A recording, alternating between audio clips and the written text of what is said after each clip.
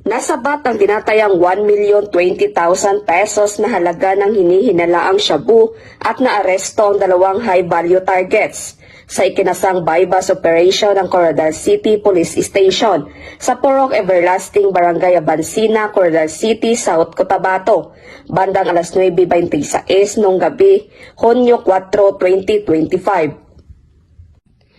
Kinilala ng Coronadal City Police Station ang mga naaresto na sina alias Panoy, 37 anyos, at alias Boboy, 49 anyos, na kapwa residente ng Coronadal City, South Cotabato. Ayon sa ulat, matagumpay na nakabili ng isang sachet ng shabu na nagkakahalaga ng 500 pesos ang pulis na nagsilbing pusher buyer.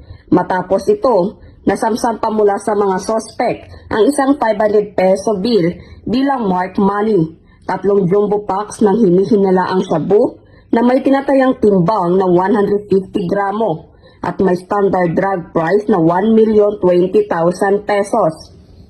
Ang mga sospek ay nasa kustodiya ng Coronadal City Police Station at sasampahan ng kasong paglabag sa Section 5 at 11 ng RA 9165. Ang matagumpay na operasyong ito ay patunay ng tuloy-tuloy na kampanya ng PNP laban sa droga. Katuwang ang komunidad sa pagtataguyod ng isang bagong Pilipinas, mapayapa, ligtas at walang lugar para sa kriminalidad.